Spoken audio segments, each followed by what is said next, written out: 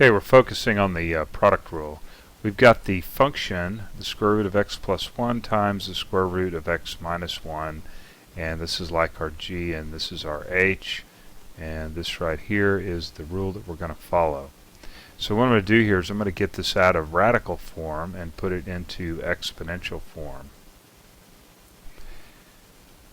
Now I'm going to take the derivative of the first function, which takes to 1/2, bring it out front, rewrite, subtracting 1 from the exponent. And then we take the derivative of the inside, remember, and chain it out, but the derivative of x plus 1 is just 1, so no need in writing that.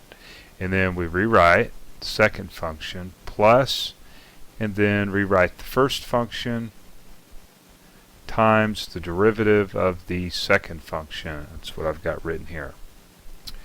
And same thing, take the 1/2, bring it out front, rewrite everything in parentheses, subtract 1 from the exponent, and you get a negative 1/2. Now a big part of these problems is just simplifying them down, really.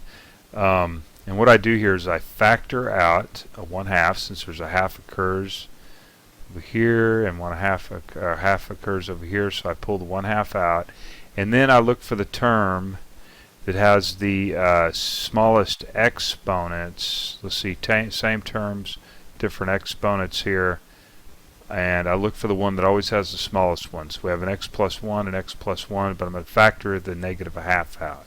So I pull that out of here.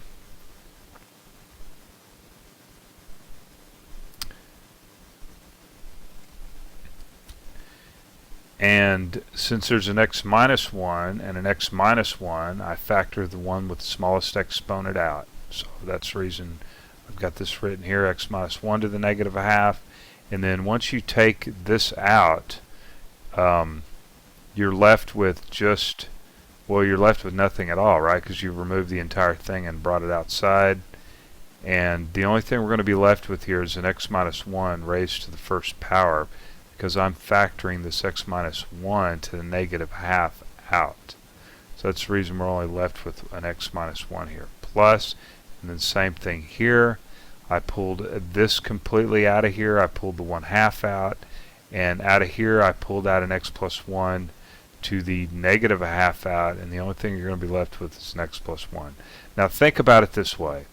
If I took this x minus 1 to the negative 1/2 and I distributed it back across inside my brackets, okay, if I took this and multiplied it by this guy right here, you'd just end up with an x minus 1 to the 1/2, just like I've got here.